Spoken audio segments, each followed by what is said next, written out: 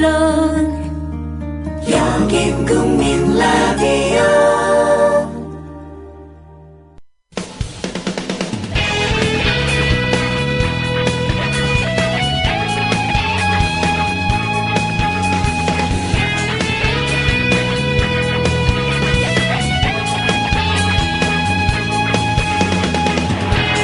만날 때마다 유쾌한 남자, 더불어서 뇌도 섹시해지는 듯한 착각을 불러일으키는 남자.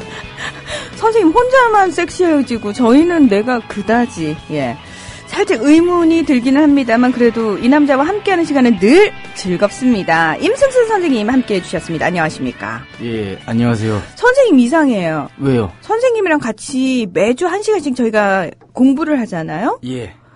근데 왜 제 뇌는 그닥 선생님을 만나기 전이랑 비교해서 섹시해졌다는 느낌이 없을까요? 제가 하는 내용을 이미 다 알고 계시니까 그렇죠. 예. 아하. 새로운 지식이 안 들어오는 거잖아요. 그러니까 쉽게 얘기하면은. 아하. 그런 거 아니에요? 그렇게 포장을 해주시는군요. 그 대답을 원하신 거잖아요. 아니요, 저는. 아니에요? 제가, 네, 진행을 하면서 집중을 못하나, 이게 뭐의 문제지라는 생각을 스스로 반성하는 중이었거든요. 욕심이에요. 어떻게 남이 열심히 공부한 걸 한 번 들어가지고 그것도 진행하면서 막 분산된 신경으로 쏙 빨아먹으려는 거는 조금 저는 좀 도둑놈 심보라고 생각합니다. 아, 배꼽 사과 드리겠고요. 예. 예. 그러면은 혹시 이 방송을 들으시는 분들도 그런 도둑놈 심보는 가지면 안 되는 건가요? 그렇기 때문에 여러 번 다운해야죠. 아, 최근 사실 순위가 살짝 100위권 밖으로 떨어질 때도 있습니다. 아니, 뭐, 그것은 제가 감수하고 있어요. 대한민국 경제사 하면서 뭐 그런 일이 일어날 거라고 생각했는데, 현실화 속도가 좀 빠릅니다. 좀 늦출 필요가 있겠어요. 그래서 여러분도 한 번 들어서 잘 모르시겠잖아요. 근데 왜 한 번만 다운받으세요? 그리고 같은 컴퓨터에서 다운받지 마시라고요, 제발. 다른 컴퓨터에서. 기기를 바꿔가면서, 예? 스마트폰에서 한 번, 집에 PC에서 한 번, 그리고 학교 다니는 분 학교 전산실에서 컴퓨터 여러 대 있잖아요. 그 중에 3대씩만. 예, 그러면은 행복한, 예. 이 방법이 특별히 예. 법에 저촉되거나 예. 불법적인 건 뭐 그런 거 아니겠죠. 그렇죠. 불법적이지는 않은데 탈법적이죠. 아, 탈법적인가요? 법을 탈출하는 거죠. 그리고 좀 전에 여러분 저 독일에서 절 보러 오셨어요. 여성분이 오셨는데 너무 아리따우시더라고. 네. 그래서 이분 또 좋으셔가지고. 네. 이분 성함이 이제 오아름 씨인데. 네. 근데 유부녀예요. 유부녀라서 의미가 없어 저에겐. 하긴 저도 의미가 저도 유부남인데 뭐. 오히려 서로 편하지 않을까? 있잖아요. 예. 쌤, 제가 가끔 총각 게스트하고 방송을 하는데요. 예. 저도 처녀잖아요. 예. 뭐 그렇게 썩 유의미하진 않습니다. 나이 차이가 많이 나니까 그렇죠. 그 뭐 이렇게 생각해. 나이 차이가 많이 나니까 그렇지. 위로 아래로? 그건 뭐 얘 더 이상 얘기하면 저 방송 나가라고 할 것 같아서 그거 못해. 전 최근에 생각이 확 바뀌었어요. 아, 바뀌었어요? 예. 왜요? 저는 연하는 정말 싫어했거든요. 예. 예, 근데 최근에는 예. 제가 저도 모르게 이렇게 작은 글씨를 읽을 때 예. 이 어르신들 보시는 거 있잖아요. 예. 이러고 노안이 보는 거예요. 오시는구나. 그걸 후배가 보더니 갑자기 충격을 먹은 거예요. 예. 그래서 제가 그때 생각을 했죠. 아, 남편은 좀 젊은 사람으로 되겠구나. 책 대신 읽어주게. 아이를 위해서라도. 그래서 저는 예. 이제 나이에 대한 제한을 툭 텄습니다. 예. 예. 그리고 여러분은 아쉽겠지만 저는 좀 가뭄에 단비 같은 소식이 있더라고요. 그 8월 15일까지 제가 진행을 하고 2주 쉽니다. 예, 8월 2주 쉽니다. 22일이랑 29일. 예. 2주를 쉬게 됐어요. 저도 사실 1월 초부터 매주 달려와가지고 아, 맞다. 죽을 것 같았는데 쉼 없으셨죠, 맞아요. 예. 그래가지고 조금 숨을 돌리게 됐습니다. 누가 편의를 봐주신 건가요? 저희 라디오 팀의 제작비가 줄었습니다. 반으로 뚝. 아, 반으로 뚝 줄었어요. 그래서 물론 선생님이 저는 끝까지 방송을 하겠습니다라고 하시면은 예. 나머지 2주는 자원봉사의 개념으로 출연료를 받지 않고 해주셔도 상관은 없습니다만 아, 그래요? 저희가 거부하지는 않습니다만 강요하지는 않습니다. 또. 아, 그럼 그 제작비 관련된 이유도 있는 거예요? 그러니까 제작비 때문에 그런 거예요. 아, 정말이요? 예, 그래서 저희가 9월 개편을 앞두고 8월부터 제작비가 반으로 뚝 떨어지고요. 9월부터는 더 확 줄어요. 그래서 나머지 2주를 별 수 없다. 외부 게스트 진행자분들 일단 쉬십시오 하고 저희 내부 진행자들이 다 메꿔야 되는 상황입니다. 9월에도 저 계속 쉬는 거 아니에요, 혹시? 글쎄요. 그리고 아무튼 무슨 말씀인지 알겠어요. 그러면은 네. 그것은 제가 고민을 좀 해볼게요. 예. 아니 근데 선생님 쉬셔도 돼요. 아니 왜냐면 두 주시면 순위가 너무 많이 떨어져요. 저 약삭 바르는 남자. 순위가 너무 많이 떨어지면 회복이 어렵기 때문에 한 주 정도 쉬는 것까지는 제가 괜찮은데 제가 한 번 정도는 무료 봉사할 수도 있습니다. 예. 그거 염두에 두시고 계십시오. 알겠습니다. 네, 예. 저희 광고 듣고 와서 오늘 이야기 본격적으로 시작해 볼게요. 예. 정부에선 빚내서 집 사라는데 사야 할지 말아야 할지 모르겠어요. 사회생활 하려면 경제 지식이 필수인데 어디서 마땅히 배울 데도 없고. 뉴스를 봐도 뭔 소리인지 한 개도 모르겠고 누가 좀 속 시원히 알려줬으면 좋겠습니다. 아직도 신문이나 주간지를 통해 정보를 얻으시나요? 이제 보다 정확하고 심도 있는 실시간 현실 경제 정보를 받아보실 수 있습니다. 대한민국 대표 민간 싱크탱크 김광수 경제연구소. 김광수 경제연구소의 경제시평으로 현실을 꿰뚫어 보십시오. 가입 문의는 031-908-0172. 검색창에 김광수 경제연구소를 검색하세요. 기업 회원들을 위한 경제 보고서도 있습니다. 네, 여러분께서는 진짜 언론 국민 라디오 임승수의 좌변기와 함께하고 계십니다. 우리 임승수 선생님께서는 누구보다도 사실 굉장히 이기적인 사람이기 때문에 본인을 위해서 예. 난 좌변기를 한 번 이상은 쉴 수가 없다. 예. 지금 고민이 두 번 쉬면 그 순위가 너무 많이 떨어집니다. 회복 불가능해요. 그럼 책이 안 팔려요. 그래서 지금 고민은 한 번만 쉬고 한 번 할까 지금 그런 고민하고 있으니까 여러분 두 번 연속 쉬는 것은 아닙니다. 지금 확정이 네. 아니고 아마 쉬더라도 22일 하루만 쉴 가능성이 높습니다. 여러분. 그렇습니다. 예. 그럼 다음 주부터 외부 게스트 다 쉬나요 하셨는데요. 아니요. 다음 주까지는 다 정상적으로 방송이 되고요. 8월에 셋째 주, 넷째 주. 예. 그 두 주를 살짝 이제 외부 게스트들은 쉬시고 내부 진행자들이 하는 것들은 계속 하는 걸로 그렇게. 예. 근데 아마 저 같은 분이 또 계시면 그것도 조금 달라질 수도 있겠네요. 네, 디디쇼 같은 경우에는 선생님들이 다 하시겠다고. 그렇구나. 네. 저는 뭐 꼭 돈 때문은 아니고 한 주 정도는 쉬어줘야 될 것 같아요. 저도 너무 힘듭니다. 사실 요즘 사실 너무 쉼없이 달려오셨거든요. 네, 맞아요. 이게 보통 진행하는 게 보통 일이 아니더라고요. 그래도 오늘은 해야죠 또. 오늘은 귀속재산 불화라는 그 주제로 여러분과 이제 대한민국 경제에서 얘기를 하게 될 텐데요. 이 귀속재산 불화라고 하는 것, 미군정 시기 때 이미 미군정 시기를 다룰 때 우리가 이제 귀속재산이라는 용어를 사용을 했잖아요. 네. 그게 뭐냐면은 일본이 가지고 있던 재산을 이제 해방 때 미군정이 가지게 되면서 이제 미군정이 귀속됐다 해서 이제 귀속재산인데 이것이 이제 어쨌건 이승만 정부 시대로 오면서 이 귀속재산을 민간에 이제 불화하는 문제가 나서게 된 겁니다. 예. 그래서 이제 이 귀속재산을 우리 경제에서 굉장히 중요한 이유는 이 귀속재산 문제가 지주계급이 아까 제가 저번 주에 이제 몰락했다고 말씀을 드렸잖아요. 이 지주계급이 몰락한 이유, 대한민국에서 새롭게 힘 있는 경제 세력으로 등장하는 신흥 자본가층이 형성되는데 아주 주요한 계기였기 때문입니다. 뭐 여러분이 이런 많이들은 뭐 삼성, 현대, SK 이런 굵직굵직한 대기업들도 사실 이 귀속재산을 거의 헐값에 불화받아가지고 초기에 이렇게 아주 스타트를 확 제대로 끄는 케이스가 많거든요. 그러니까 오늘 내용을요. 사실 유독 많은 분들이 귀담아 들으셔야 되는 이유가 뭐냐면은 지금까지 우리나라에서는 그래도 우리나라를 대표하는 대기업들 소위 말해서 재벌들이 일정 정도 커야지 낙수 효과로 우리가 경제도 살리고 우리도 무언가 얻어먹을 수 있다라는 그런 개념이 있었는데 그게 절대 아니라는 거에 출발점부터 저희가 지금 살펴본다는 거죠. 그렇죠. 그 사람들이 정말 혼자서 노력을 해가지고 여기까지 읽어낸 건지 그거 절대 아니거든요. 아닌지를 한번 따져보는 시간이 될 것 같습니다. 그렇습니다. 예. 그래서 본격적으로 이제 얘기를 오늘 말이 안 나오네. 본격적으로 좀 말을 하자면 귀속 재산을 이제 처리하려면 그 처리를 할 이제 법을 만들어야 되지 않겠습니까? 네. 그래서 이제 이 귀속재산 처리법을 1949년 12월에 제정을 했는데요.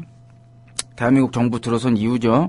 그런데 이 농지개혁법에서도 제가 이제 저번 시간에 막 그 서로 여러 가지 세력들이 얽혀서 좌충우돌하는 과정을 이제 말씀드렸는데 굉장히 디테일하게 저희가 예. 살펴봤어요. 이 귀속재산 처리법도 이 마찬가지로 이 서로 셈법이 다 다른 겁니다. 이 계산기 두들기는 소리가 장난이 아니에요. 그래서 이제 이 과정을 좀 이제 말씀을 드리면 이 귀속재산을 처리하는 법을 제정하는 과정에서 가장 중요한 쟁점 중에 하나가 이 귀속재산을 매각할 때 누구에게 우선권을 주냐. 그러니까 이 귀속재산을 매각하는 경우 그걸 사는 거, 구매하는 게 이제 그냥 뭐 단순히 이제 뭐 가격을 많이 지른 사람한테 준다 이런 게 아니라 순서가 있는 거예요. 순위, 1순위, 2순위, 3순위. 우리가 마치 청약을 붙듯이 그 우선권을 주느냐의 문제가 굉장히 이게 예민한 문제였습니다.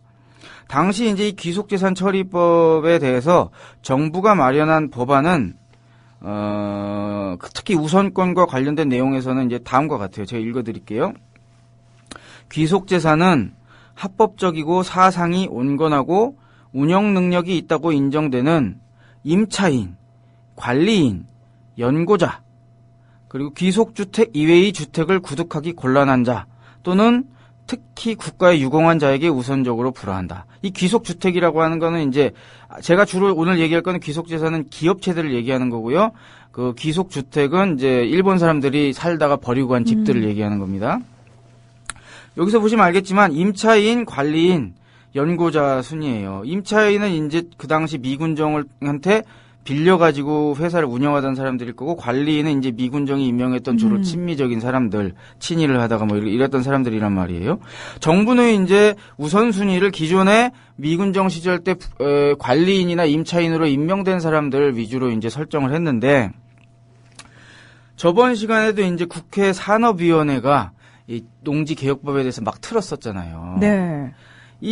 그 당시 이 지주들은 여러 번 말씀드리지만, 어쨌건 산업자본가로, 어차피 이제 자기들이 지주로 먹고 살기 힘들어질 테니 산업자본가로 잘 변신하는 게 중요했어요. 그래서 국회 산업위원회에서 또 이거를 이제 정부에서 올라온 안을 갖다가 이렇게 바꾼 거예요. 제가 한번 읽어드릴게요. 귀속재산은 합법적이고 사상이 온건하고 운영 능력이 있는 선량한 연고자, 선량한 사람 계속 나오네. 선량한 연고자 및 그 농지개혁법에 의하여 농지를 매수당한 자와, 이런 식으로 이제 그 농지개혁법에 의해 농지를 매수당한 자를 딱 명토 박아서 넣은 거예요. 그러니까 지주들을 배려를 하겠다, 네. 이거죠. 이게 이제 수정을 한 겁니다. 국회의 산업위원회가. 농지개혁법에서도 지주들의 이익을 대변했던 사람들이 여기서도 이제 우리 지주도 이제 산업자본가로 좀 그 소위 말하는 일본 기업체였던 것들을 자기들이 좀 인수하는데 앞순위에 좀 넣어달라, 이런 이제 얘기를 한 거예요. 그래서 근데요, 계속 나오는 예, 사상이 온건하다는 건 무슨 빨갱이는 안 된다는 얘기죠, 뭐 이것은. 그거를 빨갱이는 안 돼 이렇게 얘기할 수는 없으니 사상이 온건하고 뭐 이렇게 표현을 한 거죠. 그리고 선량한이라는 얘기도 계속 나오잖아요. 네. 이것은 이제 워낙에 그 당시 그 불화됐던, 그러니까 미군정이 이제 관리인들한테 맡겼잖아요. 자기들이 임명해서. 그 관리인들 중에서 안 선량한 사람이 너무 많았던 거예요. 쉽게 얘기하면은 회사를 제대로 운영하지 않고 거기 있는 재고라든지 부품 같은 거 그냥 기계를 팔아먹어가지고 자기 생활비를 충당한다든지 쓰레기 같은 짓을 한 인간들이 되게 많았어요. 그런 사람들한테 이제 매수권을 주면 안 되니까. 근데 이게 참 기준이라는 게요. 네. 코에 걸면 코걸이, 귀에 걸면 귀걸이라고. 솔직히 알 수가 없죠. 알 수가 없죠. 네, 예. 그렇죠. 그건 사실 맞는 말씀입니다. 네. 그래서 아무튼 이렇게 정부랑 산업위원회가 또 이제 서로 티격태격을 하다가 결국에 이제 국회를 통과한 법안은 이제 다음과 같았어요. 국회에서 이제 통과된 법을 다시 읽어드리면 그 해당 부분을, 귀속재산은 합법적이며 사상이 온건하고, 계속 나오네요 이거, 운영 능력이 있는 선량한 연고자. 그런데 여기서 못 보던 용어가 나오죠. 또 연고자, 종업원 조합 및 농지개혁법에 의하여 농지를 매수당한 자와 뭐 쭉 이렇게 나갑니다. 종업원 조합이라는 게 이제 뜬금없이 갑자기 나왔는데, 우선 이 법안은 연고자랑 이제 농지개혁법에 의해서 농지를 매수당한 자, 지주를 이제 동시에 이제 배려하겠다고 이제 만든 거죠, 어떻게 보면은. 근데 거기서 이제 종업원 조합이라는 게 갑자기 들어갔는데, 이게 뭐냐면, 이 문구가 된 경위가 또 재밌어요. 대한노총 있잖아요. 네. 제가 저번 미군정 때 말씀드렸지만 이것이 전평이나 그 당시 이제 좌익 계열의 어떤 그 노동조합이나 이제 노동운동 이런 것을 견제하고 탄압하기 위해서 급조한 이제 관변단체, 우익단체이고 노동단체라고 하기 민망한 이제 단체인데 어쨌건 이 대한노총이 당시 이 미군정이나 그 이승만 세력, 이 우익 세력의 이제 선봉대 역할을 해가지고 전평이라든지 막 이렇게 노동자 자주관리 이런 어떤 운동을 했던 사람들을 까부수는데 이제 앞장을 섰단 말이에요, 당시에. 그러니까 이 사람들이 좀 뭐라고 해야 될까?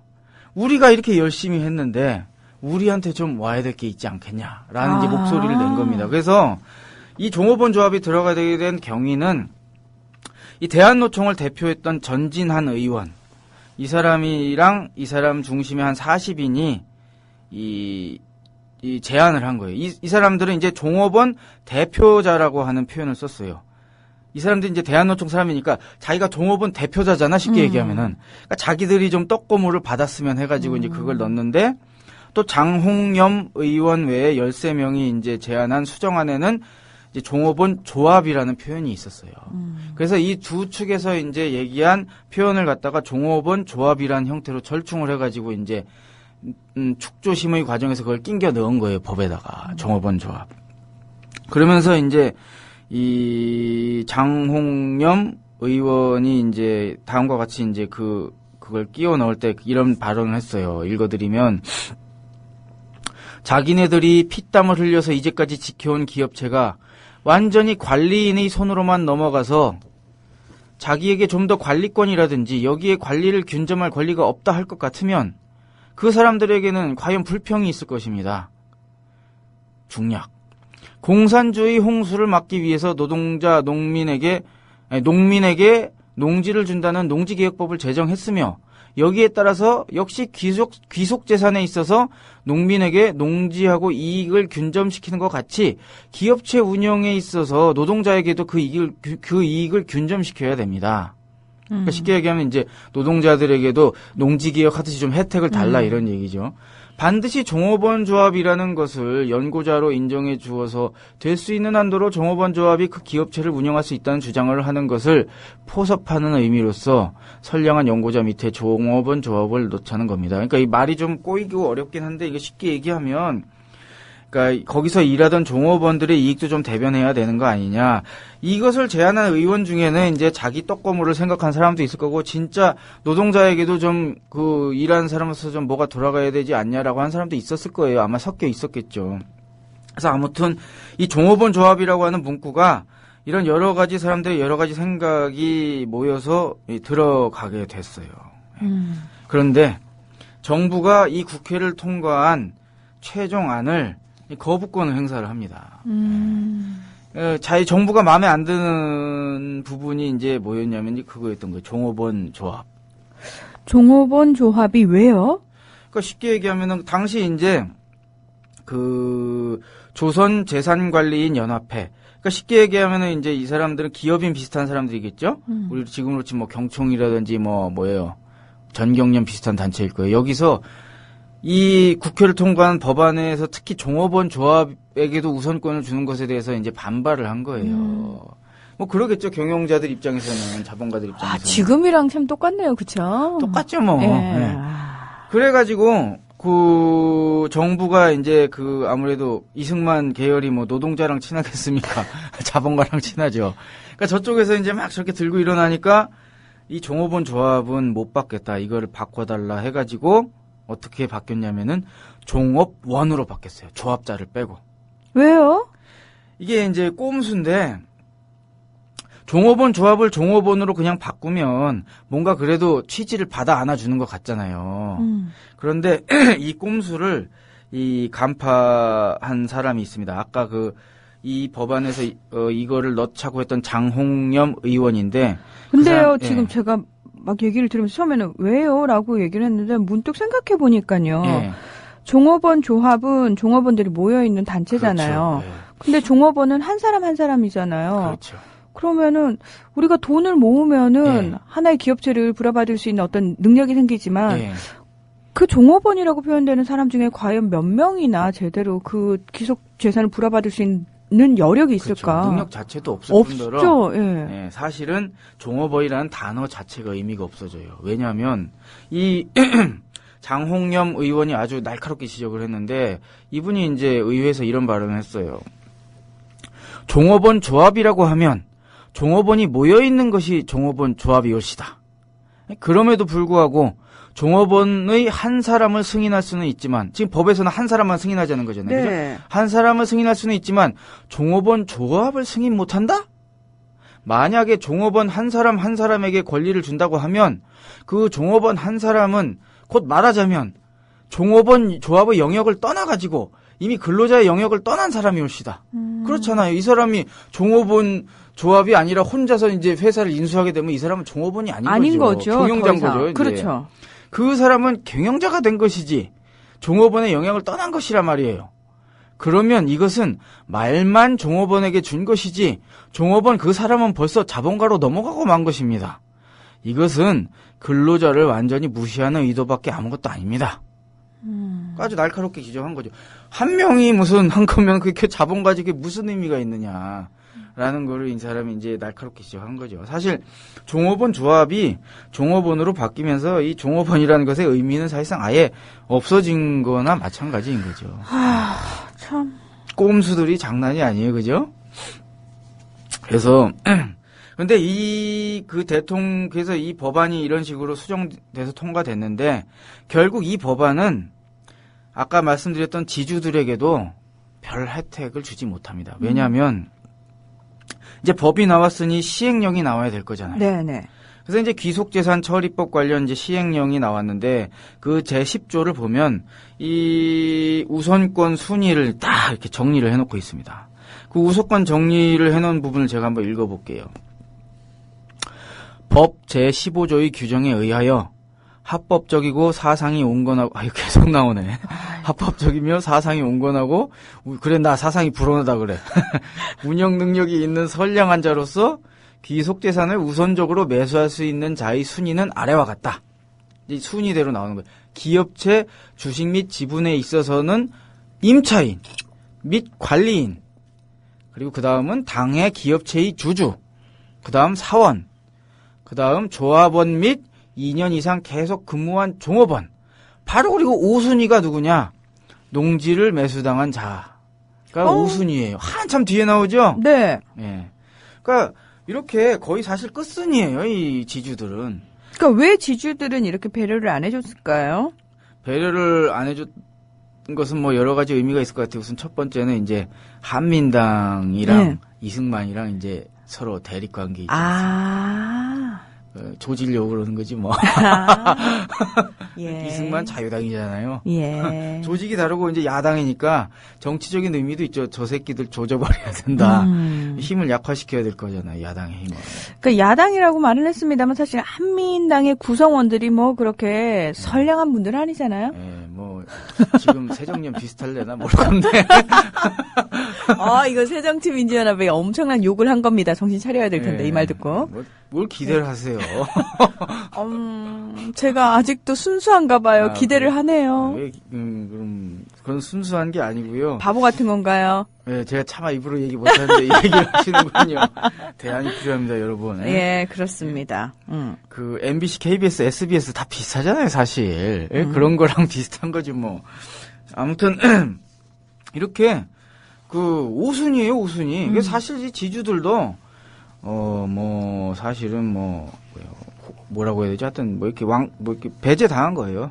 그래서 이 이승만 정부는 이런 식으로 이제 자신들의 야당 세력인 어떤 개들도 완전히 조져버리고, 그리고 이제 그 종업원 조합 같은 문구도 이제 거부하면서 노동자를 배제하는 입장도 이제 확실히 한 거죠.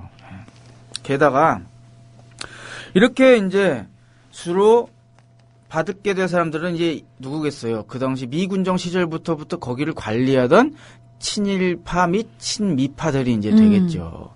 근데 이 사람들이 이제 이 귀속재산 처리법에 근거해서 매수를 할 권리가 생겼잖아요.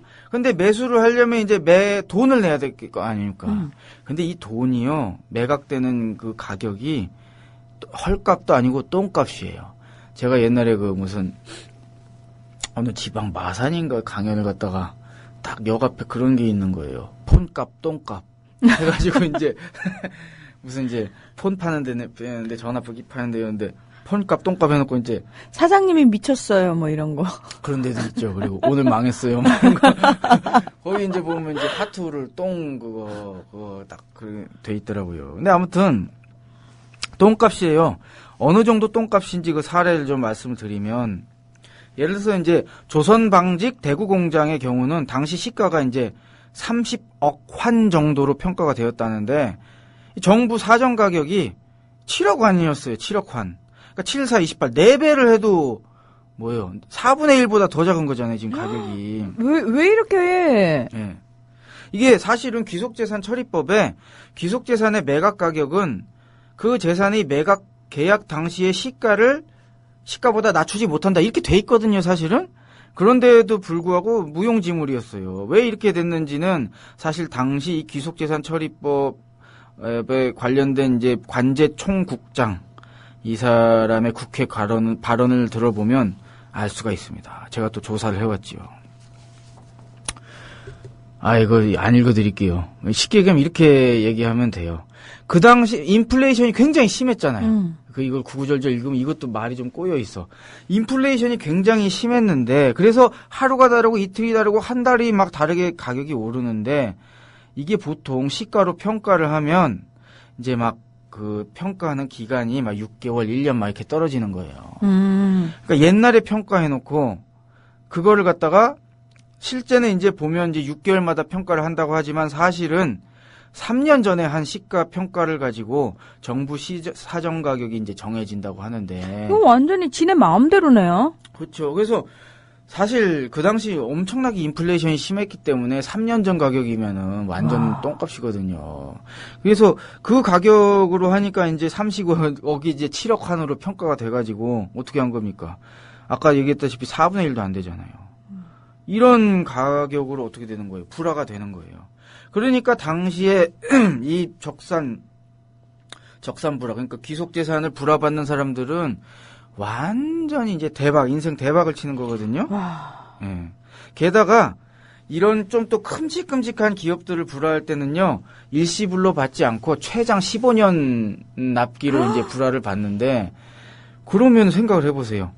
내가 당장 그 회사의 주인이 되려면 그 15년 치에 1년 치만 지금 내면 쉽게 얘기하면 바로 그게 주인이 되고, 그 다음 돈은 회사 운영해서 내면 되잖아. 그러니까 지금 막말로. 재벌가들도 그런 경우 많잖아요. 실제로 그 주식에 1% 소유하고 있으면서 경영권을 보유하고 있는 경우도 있고. 그렇죠.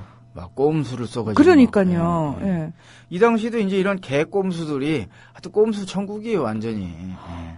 이런 식으로 해서 거의 손 안 대고 코 푸는 방식으로, 사실 귀속재산이라고 하는 것은 당장 지금으로서는 국공유잖아요. 관리인만 보냈을 뿐인 거지. 국유재산을 갖다가 이렇게 다 똥값에 그냥 어떻게 보면은 이렇게 약삭빠른 사람들한테 넘겨주는. 그러면 이때 진짜 말 그대로 좀 이승만 정부하고 줄이 좀 다 있거나 진짜 말 그대로 약삭 빠르거나 뭐 이제 밝은 사람들은 얼마나 뒤에서 많은 그 농간을 부렸겠어요. 그렇죠. 안 그래도 제가 이제 그 사례를 하나 말씀을 드리려고 조사를 해왔는데, 그 당시 이제 자유당 하면 이승만 당이잖아요. 네. 그 자유당 국회의원이자 중앙위원이었던 강경옥 씨가 이 조선타이야 공업이라는 그 기업을 매수할 때 아주 골 때렸습니다. 이 조선타이야 공업은 1953년 11월 11일에 이 정부의 사정 가격이 1억 3,700환이었거든요. 예? 아이고, 만짜리 빼먹었네, 내가. 타이핑하다. 1억 3,700만 환. 예. 이거 오타를 찾아냈어요. 예. 1억 3,700만 환으로 공개 입찰해가지고, 이건 이제 공개 입찰했습니다. 왜냐하면 당시에 이 대기업들은, 큰 기업들은 이제 공개 입찰을 하는 경우도 있었어요. 우선권을 안 주고 공개 입찰을 해가지고 이제 무려 12억 7천만 환, 12억 7천만 환에 이제 와, 이 사전 가격보다 거의 10배 가까이 높은 가격에 이제 낙찰이 네. 된 거잖아요. 근데 이게 이제 압력을 넣어가지고 매수를 포기하게 만듭니다. 그리고 나서 이제 나중에 1955년에 9월 27일에는 다시 이제 정부 사전 가격 12억 2,700만 환으로 공개 입찰을 했지만 3회에 걸쳐서 유찰이 돼요. 그 다음에 이제 어떤 일이 벌어지냐. 이 강경옥이라는 사람이 공개 입찰도 거치지 않고 그냥 수의 계약으로 1957년 2월 13일에 8,642만 6천 환에 불화받아요.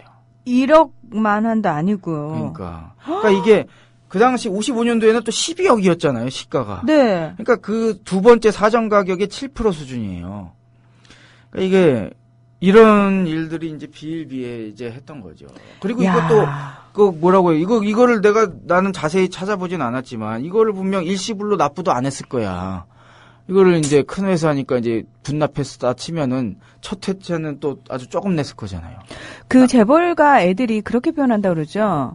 우리 재벌가는 네. 너네 서민들과 씨가 달라라고 얘기하잖아요. 네. 네, 도둑놈의 씨가. 난 씨가 다르죠. 네, 씨가 다릅니다. 저희와는. 그들은 도둑놈의 씨입니다. 그들의 네. 출발선이 이런 겁니다. 그렇죠. 그 예. 시기에 이렇게 됐다는 것은 사람이 기본적으로 잘 등치고 그렇죠. 약삭 빠르고 교활하고 뻔뻔하고 후한무치하고. 공동체보다 이제 자기를 우선시하고. 그러니까 그 후손들이 지금 대기업 재벌 임내하고 막 럭셔리한 척 하고 다니잖아요. 그렇죠. 그 저는 그게 되게 우스워요, 사실. 그리고 사람들이 그들 앞에서 그렇게 기가 죽을 이유가 하나도 없거든요. 그런데 신라 호텔 가가지고 애플 망고 빙수 먹어보니까 맛있긴 하더라고요. 그때 이부진 씨가 좀 부럽긴 했어요, 제가. 뭐 부러울 수는 있습니다만 네. 걔네들을 그렇게 뭔가 동경의 눈으로 바라볼 이유는 없다는 거죠. 살짝 동경도 되더라고. 아, 진짜요? 너무 맛있었어요. 아, 맨날 먹겠구나, 이부진 씨. 부럽네. 막 이런 생각이 조금 들었습니다, 제가. 하긴 그 사람은 그것도, 심지어는 나는 그런 빙수도 있다고 들었어요. 캡이 올라간 빙수. 들어보셨어요? 캐비어요? 10만 원이래. 캐비어요? 네, 캐비어를 빙수에 아, 올려놨는데 채식주의자라서 그딴 거나 쳐다보지도 않습니다. 먹어본 분이 그러는데 맛이 정말 별로래요.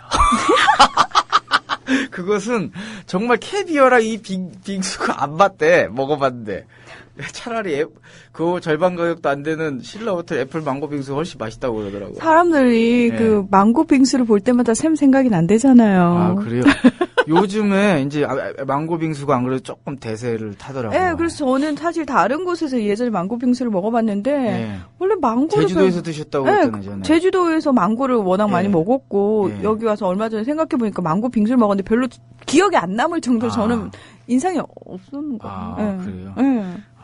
그 제주도에서 워낙 좋은 거 많이 드시고 좋은 네. 거 먹고 사시다가 이제 예. 그러셨겠죠. 비행기만 타고 다니고 뭐 그랬기 때문에 뭐 예. 별다른 감흥이 없습니다. 예. 예. 야, 아무튼 그렇게 해먹는 애들이 좀 많이 이제 부를 챙길 수 있는 상황이었습니다.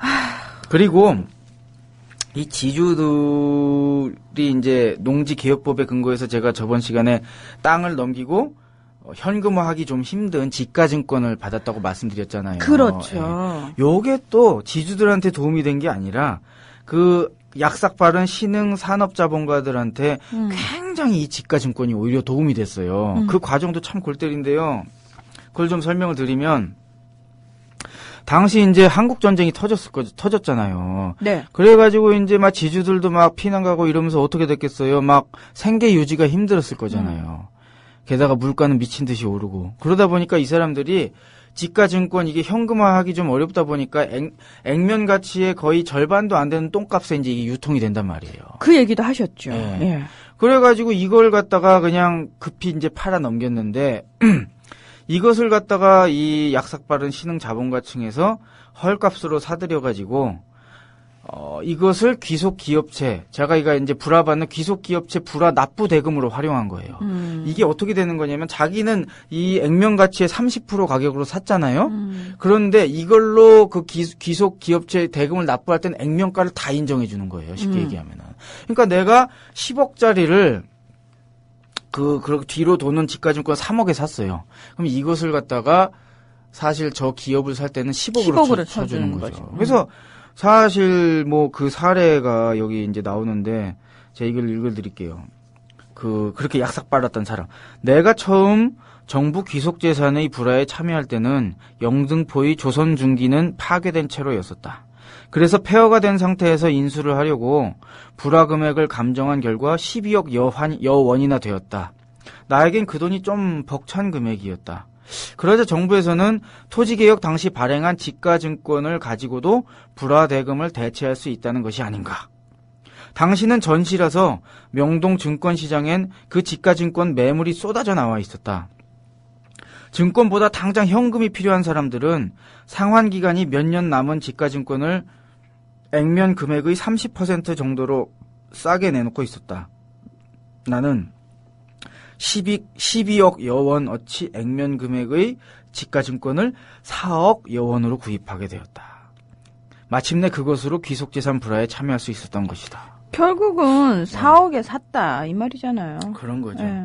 그러니까 아무튼 이렇게 개꼼수들의 별꼼수를 다 써가지고 뭐라고 해야 될까? 그러니까 정말 약삭빠르게 해서 그 공공의 재산이잖아요. 당시 그 귀속재산이라고 그렇죠. 하는 것은. 공공의 재산이죠. 그 공공재산. 왜냐면은 그것이 형성될 당시에는 조선 사람들의 수많은 노동의 결합물인 거잖아요. 그것은 어느 한 사람의 성과가 아니라.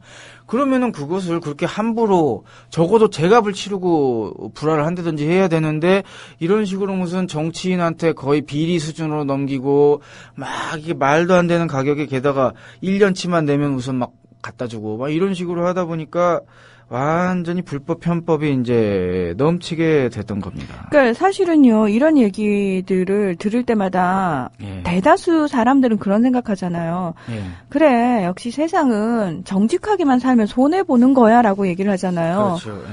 사실 정직하게 살면은 이익을 보는 세상을 우리가 만들려고 지금 이 고생을 하는 거 아닙니까? 예. 과연 잘하고 있는 걸까요?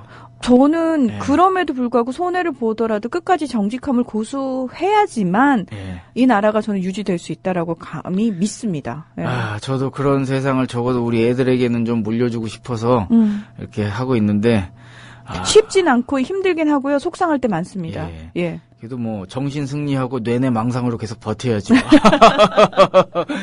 근데 우리만 그런 생각을 하는 게 아니고 이 방송을 함께하고 계신 많은 분들이 또 국민TV 조합원이 되신 많은 분들이 저희와 비슷한 생각을 가지신 거죠. 그렇죠. 예. 그래서 조합원 분들 제가 오랜만에 제 책 얘기 안 하고 딴 얘기 좀 할게요.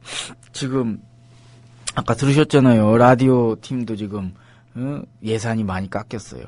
여러분이 그 CMS 그거를 좀 많이 등록을 해주시면 그렇죠. 그게 가장 큰 도움이 되죠. 일시불보다는.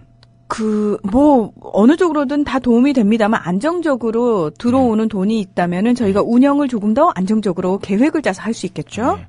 제가 지금 방송을 못할 수도 있게 생겼어요. 왜냐면 전 돈 안 받으면 방송을 안 하거든요. 아니 근데 그거는 정당하신 겁니다. 네, 정당한 건가요? 네. 그래서 여러분 저도 CMS 가입했습니다. 적어도 저를 교주로 믿으시는 분들 있잖아요. 이말단 분들. 예. 제발 CMS 좀 부탁드릴게요. 물론, 이미 예. 가입하셨죠. 물론 CMS 제 책을 사고 신청하신 나신 후에. 예. 아, 농담이고요. 예. 이번은 한 번에만 한해서 제가 면제를 해드리겠습니다. 제 책을 안 사도 좋으니 제발 좀 그 국민 TV의 CMS를 좀 가입을 좀 부탁드릴게요. 네, CMS 신청 11,000원입니다. 매달 11,000원씩 여러분이 저희에게 납부를 해주시면은 저희가 정말 안정적으로 이렇게 임승수의 좌변기 같은 이런 훌륭한 그러니까요. 프로그램 계속 한 달에 유지할 수 커피 있습니다. 2번만 좀 참으시면 돼요. 그렇습니다. 예. 자, 그러면 또 이제 본론으로 들어가서 이렇게 이제 적산 기업들이 주로 그 한국 전쟁 전에는요, 조그만 기업들이 이제 많이 불화가 됐어요. 왜냐면은 대규모 기업들은요, 당시 그 불화를 하지 못하게 돼 있었어요. 왜냐면은 이것은 그 당시의 분위기와 이 관련 법과도 다 연관이 돼 있는데, 우선 제가 저번에도 말씀을 드렸지만 당시는 경제에 관해서는 좌파든 우파든 대부분 대규모의 기업들은 국공유로 운영해야 된다라고 하는 어떤 공감대가 있다고 말씀드렸잖아요. 심지어는 뭐 우익 계열의 김구라든지 이런 사람들도 다 그렇게 생각을 했고, 좀 심하게는 정말 그 지주들의 당이었던 그 당 이름이 갑자기 생각이 한민당이요? 한민당조차도 그렇게 얘기를 하고 있었습니다. 그러다 보니까 이제 대한민국 헌법에서도 국유와 공유가 이제 대기업에서나 이제 자원 이런 것에서는 이제 중요하다고 얘기를 했고요. 그러다 보니 관련 법도 그 귀속재산 처리할 때 이 관련 법을 아예 이렇게 만들어놨어요. 그 법을 제가 이제 말씀을 드릴 텐데 귀속재산 처리법 제2장 2장이 아예 국유와 공유에 대한 내용이에요. 제5조 귀속재산 중 대한민국 헌법 제85조에 열거된 천연자원에 관한 권리 및 영림재산으로 필요한 임야, 역사적 가치가 있는 토지, 건물, 기념물, 미술품, 문적, 기타 공공성을 유하거나 영구히 보존함을 요하는 부동산과 동산은 공유 또는 국유 또는 공유로 한다. 정부 공공단체에서 공용, 공공용 또는 공인된 교화, 후생기관에서 공입사업에 공하기 위하여 필요한 부동산과 동산에 대하여도 전항과 같다. 제6조 귀속기업체 중 대한민국 헌법 제87조에 열거된 기업체와 중요한 광산, 제철소, 기계공장, 기타 공공성을 가진 기업체는 이를 국영 또는 공용으로 한다. 제7조 전 2조 그러니까 5조와 6조에 의하여 국유 또는 공유, 국영 또는 고경으로 되는 재산과 기업체의 지정에 관한 절차는 대통령령으로 정한다. 이렇게 돼 있었고 방금 제가 얘기하면서 계속 대한민국 헌법 85조와 87조 얘기가 나왔잖아요. 네. 그 대한민국 헌법 85조와 87조를 읽어보면 완전 빨갱이 법이에요. 제가 읽어드릴게. 제85조 광물, 기타 중요한 지하자원, 수산자원, 수력과 경제상 이용할 수 있는 자연력은 국유로 한다. 공공필요에 의하여 일정한 기간 그 개발 또는 이용을 특허하거나 또는 특허를 취소함은 법률의 정하는 바에 의하여 행한다. 그리고 제87조 중요한 운수, 통신, 금융, 보험, 전기, 수리, 수도, 가스 및 공공성을 가진 기업은 국영 또는 공용으로 한다. 공공필요에 의하여 사용을 특허하거나 또는 그 특허를 취소함은 법률이 정하는 바에 의하여 행한다. 대외무역은 국가의 통제하에 둔다. 이야, 지금 이런 얘기하면은 종북에다가 빨갱이에요. 예? 그런데 이런 거를 그 당시 대한민국 헌법에서 만들었습니다. 근데 이 법이 지금 그대로 있지 않아요. 네, 그대로 있지 않으니까 지금 문제가 여기저기서 빵빵 터지고 있는 거잖아요. 어떻게 된 거냐면 그러니까 이 대기업들도 그러니까 미국 입장에서 특히 이제 미국이 압력을 넣었어요. 미국은 이 우리나라에다 미국식 자본주의를 이식하려고 하고 있잖아요. 그래서 이렇게 국가가 뭔가를 관리하는 거 안 좋아해. 빨리 자본주의를 이식해야 되는데 이런 법들이 계속 싫은 거예요. 그래서 이 미국이 배후에서 압력을 가해가지고 여러분 4.4.5입 개헌 아시죠? 유명하잖아요. 네. 이승만 개새끼가 절로 나오는 그렇죠. 4.4.5입 개헌. 이 4.4.5입 개헌 때 바로 지금 말씀드린 이 개헌 때 85조랑 87조가 바뀝니다. 4.4.5입 개헌 요거를 탄생시킨 그 서울대 수학과 교수님 성함이 갑자기 생각이 안 나네요. 그분이 그 해석했나요? 예, 그거를? 예. 그분도 개새끼예요. 이럴 때 기억해줘야 되는데 네. 제가 기억이 안 나요. 그분도 개새끼입니다. 예. 차라리 못하겠다고 그러지. 그러니까요. 예. 두고두고 차라리 역사에 그렇게 남아서. 못하겠다고 그러지. 왜 그걸 앞장서서 해가지고 예? 저한테까지 욕을 먹어요. 제가 그래도 이런 쌍욕은 잘 안 하는데 그러게요. 개새끼야. 그러게요. 진짜. 진짜 우리 임교주님 저 욕은 안 하시는데. 말도 안 되는 짓거리를 해가지고 말이에요. 예? 방금 외로운 꽃게님께서요. 사용료 10만 원으로 늘리면서 임 선생님 프로 계속 듣고 싶다고 소원 수리했어요. 잘했어요 하셨는데. 잘하셨습니다. 그리고 제가 연락 잘 알려주시면 제 계좌도 보내드리겠습니다. 왜 한쪽으로만 주세요?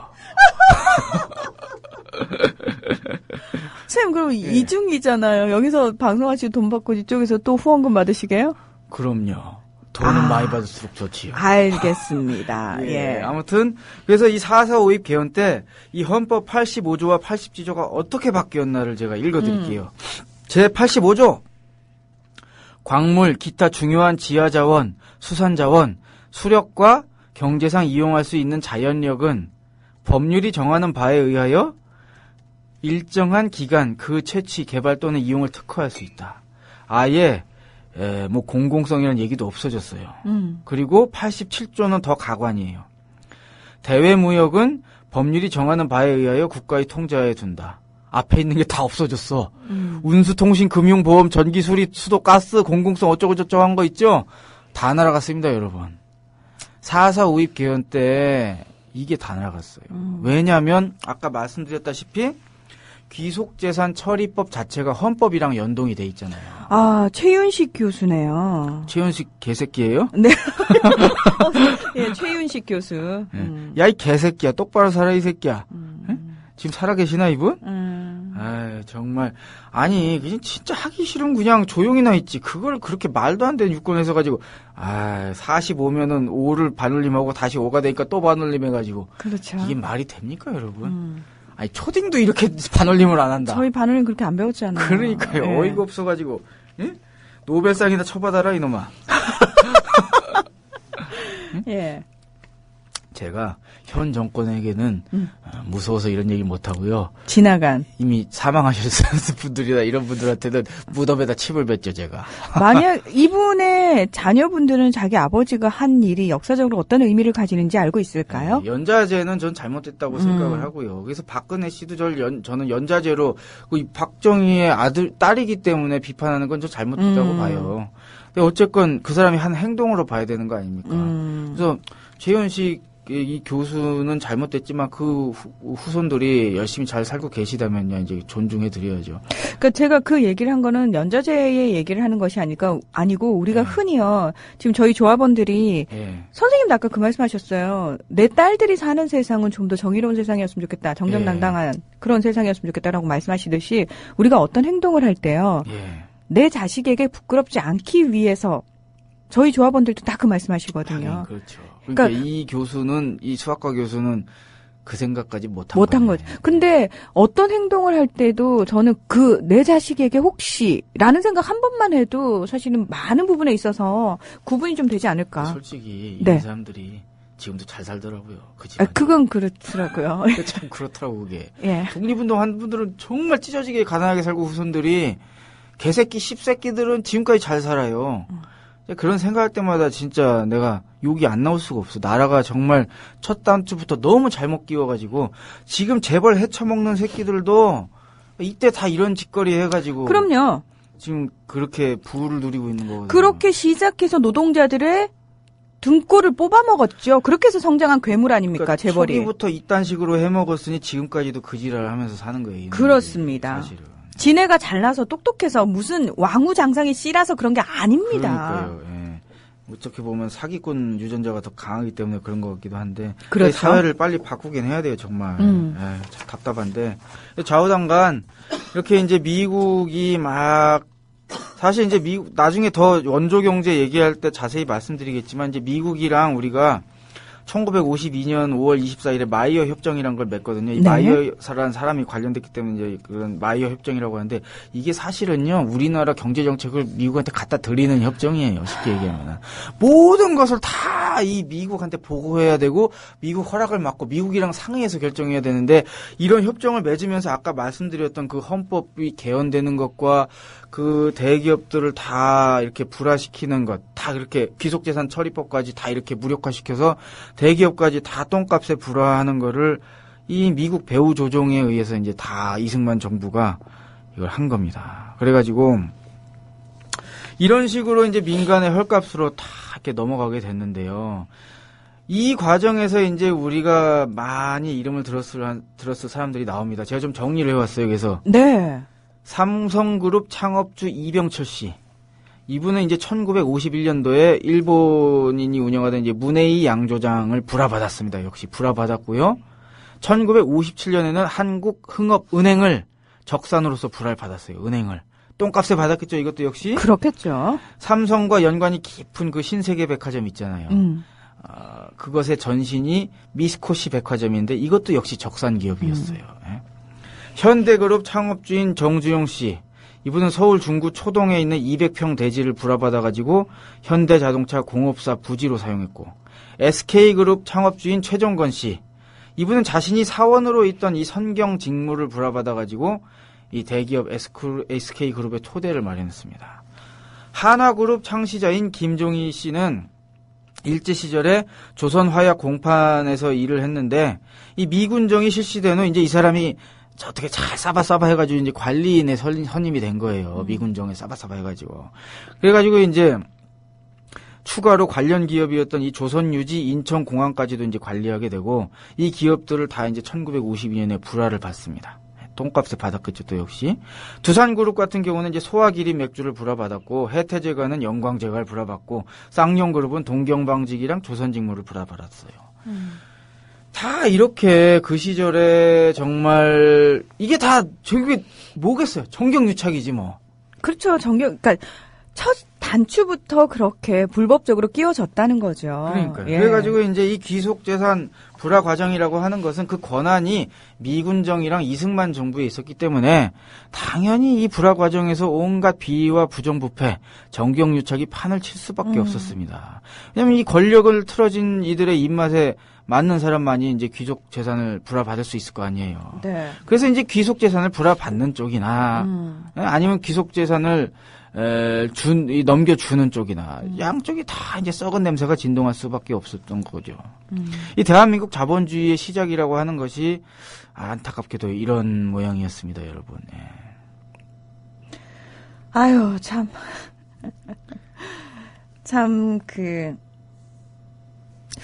어르신들하고 얘기할 때 제일 답답할 때가요. 예. 우리나라 대기업 망하면 우리나라 경제가 망한다라고 생각하시는 분들이 거의 대부분이잖아요. 예. 제가 웬만하면 흥분을 안 하려고 하는데 자꾸 그렇게 싸움이 나더라고요. 그 부분 얘기를 하다 보면은. 예. 우리가 얼마나 세뇌 교육을 잘 받았는지 아직도 그런 부분에 있어서 그런 생각들. 예.